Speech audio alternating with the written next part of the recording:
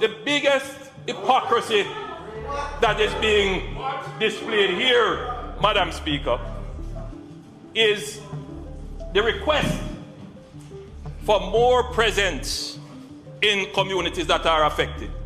The Prime Minister has described as hypocrisy the idea of asking for a presence of the security forces in an area where there's a flare-up of violence.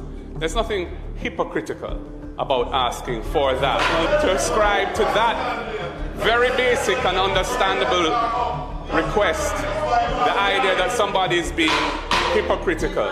The courts have ruled that those measures that were being employed are unconstitutional, and until the Court of Appeal rules otherwise, they're not an option on the table for the government.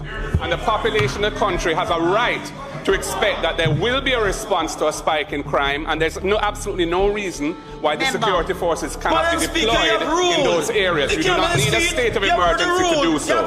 And that is to pretend otherwise is to mislead the House and to describe somebody who asked for that type of protection as a hypocrite. If it's not a breach of the standing orders, it is still unparliamentary, in my opinion. The measure that immediately increases the capacity by more than 50% of the security forces to have additional, as we would call it, boots on the ground to assure residents in communities.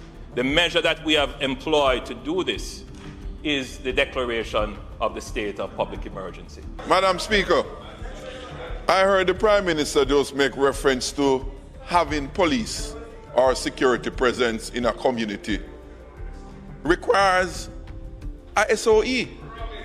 That's the only way, by inference. It is the same thing we hear over and over.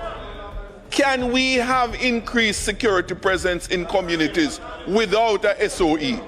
And I would like the Prime Minister to answer that yes or no.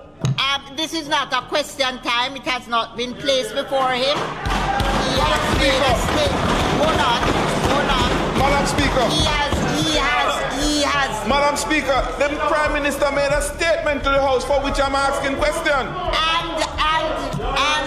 What the hell is happening to this Parliament? Madam Speaker, you can't say there is no point of order and you have not yet heard what point I'm raising. But you don't know what I'm referring to in section 11A. You don't even allow me to speak to raise the point. You rule on it before you hear what it is. Member. You rule on 11A before you hear what I was talking about. Because I have read what the hell this Parliament is being reduced to? What was just be spoken to? Members. Power drunk.